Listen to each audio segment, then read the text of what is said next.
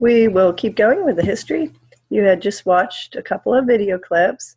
So you got to see the cat and the puzzle box. And it's funny with that video that, let me see, get our things up. Okay. You'll notice the first cat wasn't even food deprived. He gets out and he's just purring. He doesn't even go for the food. But the whole point of that was to show that cats did not have insight. They did not sit there and figure things out and go, oh, I can see how to do this. Yet they gradually, just from playing around and trying to get out of the box, some things led them to get out of the box. Some things were pointless and there was no reinforcement. So Thorndike came up with this law of effect, and it's very unwieldy. The way he wrote it, actions that produce satisfying consequences will be repeated in the same conditions, etc. And actions that produce unsatisfying consequences will not be reported. He talked about satisfiers and annoyers. We will do behavior again when we get satisfiers. We will not when we get annoyers. And you can see how this maps right onto reinforcement and punishment, which is what we still talk about today. Now, he was doing, again, we have experimentation. This is great because the introspectionists, with all their self-report, Wundt tried to be very scientific and, vary things like delays and take measurements. But here we have some real animal experimentation going on. So Thorndike really comes into what is going to be the behaviorist tradition. But a contemporary here is Ivan Pavlov. Ta-da, Pavlov's dog. Now, you may know that he won the Nobel Prize for what? Studies in digestion. Fake. Okay, not in classical conditioning. He was a physiologist. Love it. Still have that medical influence in our field. And, of course, he noticed that the dogs were salivating before they got food on their tongue. So he decided, okay, I'm going to have to figure this out. But to him, studying that behavior of a response in the absence of a direct stimulus was a way for him to understand the nervous system. So he didn't think he was doing psychology.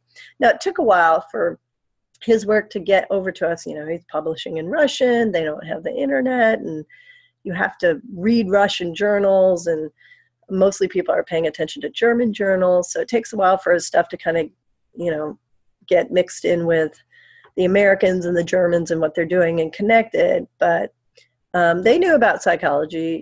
Pavlov thought it was this kind of new weird thing, and he wasn't sure about this. But anyway, now he's, of course, an important part of our tradition, our history of our field. So you should remember from the intro psych how that worked. And now we call it classical conditioning. John Watson, we put in here because he was a bit of a mover and a shaker. He was a very assertive, confident person, and he just he has a very interesting history. He basically convinced Clemson they should let him in, talked to the president, said, you really should let me in on full scholarship. And he was really poor, but he got himself into Clemson. Then he got himself into the University of Chicago, again, by going to meet with the president and just impressing him and charming him. So you really need to let me study psychology here. And so he does. He was a rat runner, and he got hired at Johns Hopkins, after he'd been at University of Chicago for a while. He graduated there and worked there for a few years, and then got hired at Johns Hopkins. Well, right after he got hired, the chair of the psychology department got into some kind of scandal again and got fired. So now Watson all of a sudden becomes the chair of the psychology department. And he's just a blustery, confident guy, and he writes stuff. So one of the things he wrote was this paper, Psychology as the Behaviorist Views It, and basically is laying out the argument why structuralism, introspection, has gotten us nowhere. And if psychology is going to be a real science, we should only study observable phenomena, things you can see, which is behavior. And he becomes president of the American Psychological Association. He's just this rising star. Well, then the picture below where him hugging that lady is Rosalie Rayner, who was his graduate student at Hopkins. And he got himself into his own little scandal because he had an affair with her. And he was married. And she was living with her parents. And there's a whole interesting story about that, where Watson and his wife went to Rosalie's parents for dinner. And his wife kind of feigned illness. Oh, I have to go lay down in Rosalie's room. I don't feel well. So she ruffles, goes through all her stuff, her desk, and she finds love letters from her husband to Rosalie Rayner. So she gives these letters to a journalist at the Baltimore Sun, H.L. Mencken. Now, he's an author. He wrote The Pearl. I don't know, I had to read that in high school, maybe you know. But he was also a journalist and worked at the Baltimore Sun. And they print these things in the Baltimore Sun. And it said wonderful things like, Watson's he's not a touchy-feely guy. He's very science reserved. And he told Rosalie in his love letters, I love you with every cell in my body. Real romantic. So anyway, big nasty divorce, and Hopkins fires him. So then he goes on and he has an illustrious career in New York City in advertising. He's like the Don Draper of the early 1900s. All right. Now, in your book, we're really kind of going straight through your chapter. So we're going to get to this part of parsimony, or Occam's razor. Now, we do this because now we're doing a lot of animal work. We had Thorndike with cats. We have Pavlov with dogs. We have Watson and all these other functionalists and behaviorists using rats and chicks and all the stuff. So it's important that we understand this. Parsimony is often put out there as you want to, in science, if you have two competing theories or hypotheses, you want to go with the one that is the simpler explanation. I hate this word simple because it's misleading. Lots of things in science are actually very complicated. But what they mean is you really want to pick the one that has the least number of assumptions. Now, by assumptions, I mean the least number of unknowns or holes in your theory. So, for example, here's my favorite example is, let's say you come home to your apartment and there's this note on the counter that says, clean up your dishes, you lousy pig. And you think, oh, thank goodness, who left me this note? And you go, well, let's see, hypothesis one, it could be my roommate. My roommate was here when I left in the morning, so there's opportunity.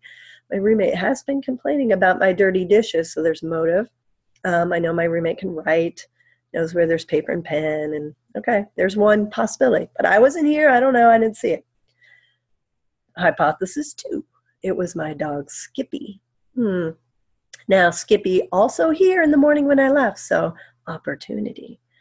Now, motive. Would Skippy even care if there were dirty dishes around? I mean, I think that would benefit him. I don't know about that one. That's an unknown. So I'd have to assume he cares. And then I think it's pretty safe to say Skippy understands English because I talk to him in English. So when I say, hey, time to go outside, he knows what I'm saying. So that's pretty good data there. But I've never seen Skippy write a note, especially in cursive, with this little paw, like maybe put it in his teeth. I'm not sure. That's an unknown. Now, you can't prove to me it wasn't Skippy. But between these two, I think the one with the fewest holes in it is that the roommate wrote it. So right now I'm going to go on that. That would be parsimony. So not simple as much as fewest unknowns. That's a much better way to think about it. And this idea is going to be much more important when we get to the cognitive part of the class, which is like the last 2 or 3 weeks, when we're looking at animal behavior. And we're very quick to say, oh, it's just like when we do it like humans and da-da-da. But if you can explain animal behavior with something more simple, fewer explanations like operant conditioning and not cognition, nothing more cognitive, that would be parsimonious. Okay, get my slides going again. But here's a guy in the midst of behaviorism that was doing work with rats that could not be explained by reinforcement and punishment. So Tolman gives us some very cognitive things from animals. He's the guy that discovered what we call latent learning, as well as cognitive maps. Let's see, here's latent learning. Look at this graph. There are 3 groups of rats here. They're running a maze, so they have to, go right, left, right, do all these things and get to the end. Now, the top line, I don't know if you'll be able to see my mouse here. Here, I'm going to try. Maybe you can see my mouse.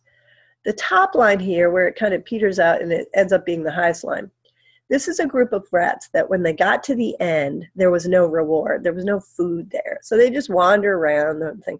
But when they got to the end box, well, then they'd be picked up and taken home, back to their home cage. They were done with their trial. Now, you could argue, and this is probably true, that that in itself is a bit of a reward. But this is the number of errors. The x-axis is the number of wrong turns between the beginning and the end of the box. So they do get better at this maze. They take fewer wrong turns. But obviously, they're doing the worst compared to the other groups. Now, this line that ends up being in the middle at the end, these guys from first trial had a food reward in the goal box. And you can say they learned better. They're sort of more motivated. Hey, there's food. So they learn the maze and they make far fewer wrong turns to get to the maze. But the interesting group is this third line where it's kind of going along just like the non-rewarded guys, and then it drops dramatically. So this third group, what they got was for the first 10 days, they got no food at the end. So they're exactly like the no reward group. But on day 11, when they got to the end box, all of a sudden there's food. Well, day 12, bam, all of a sudden they're doing way better, way fewer turns.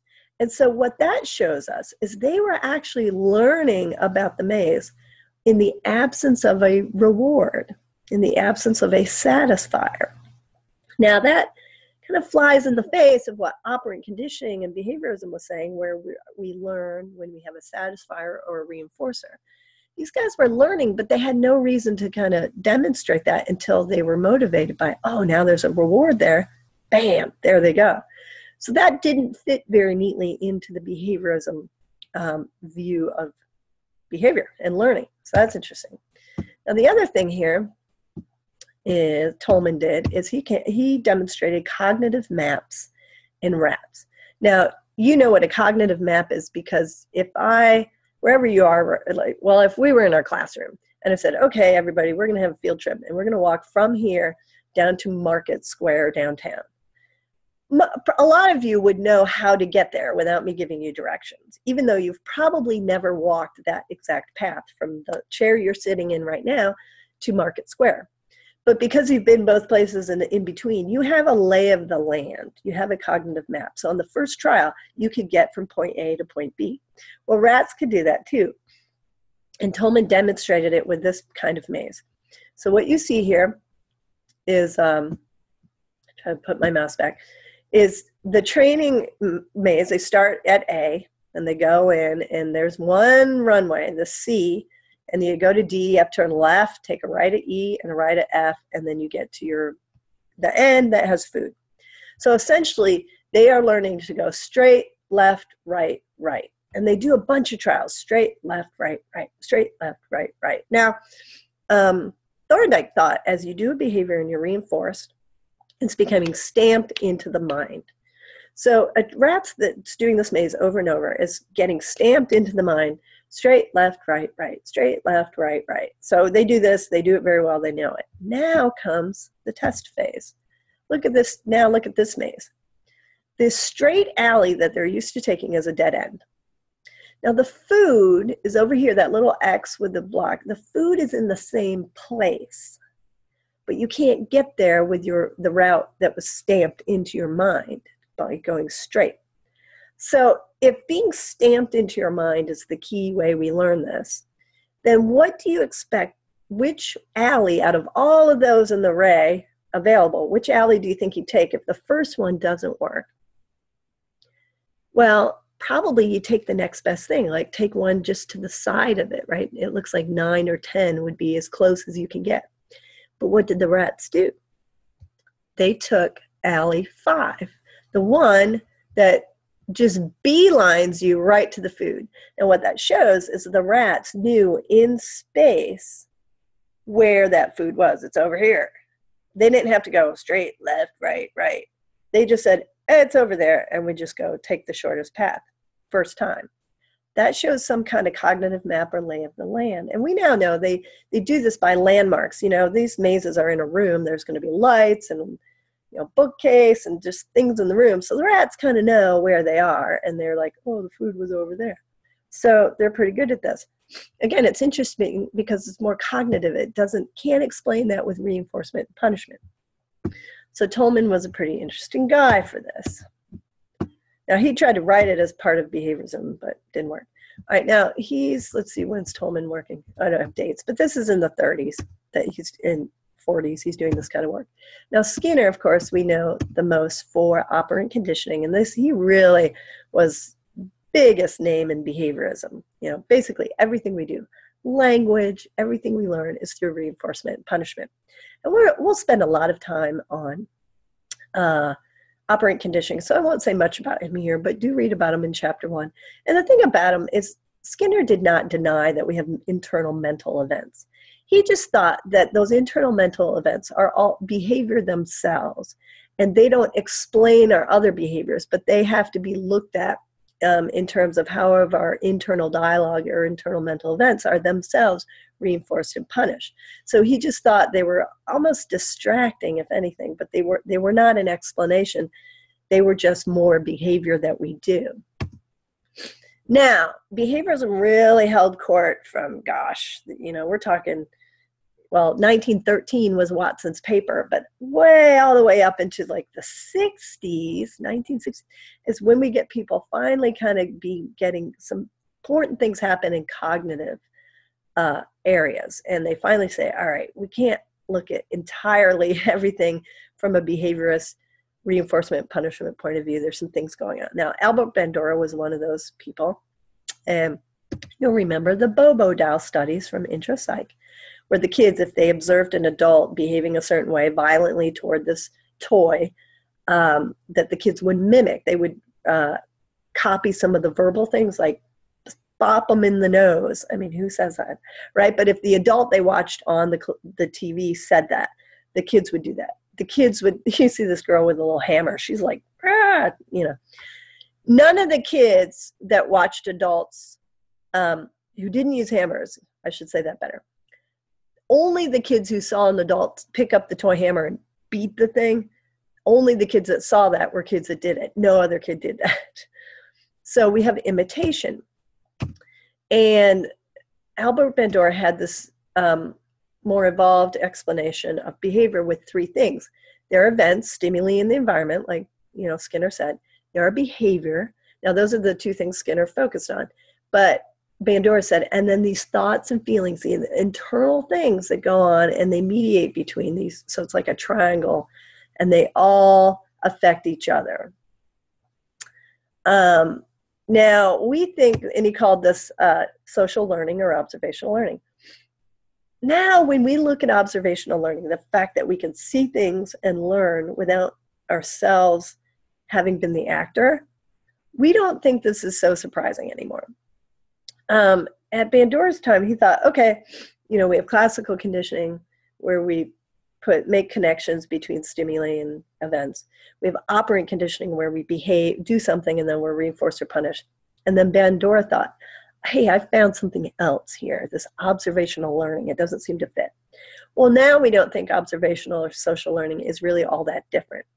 Because of mirror neurons, which I hope most of you have heard about now, these were discovered in monkeys, and we can't do quite the same studies in monkeys, in humans, that we do in monkeys. In monkeys, you can have an electrode like inserted down into the brain while the monkey's awake.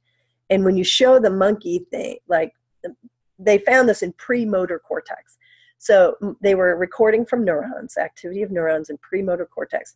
And they wanted the monkey to pick up things off a tray.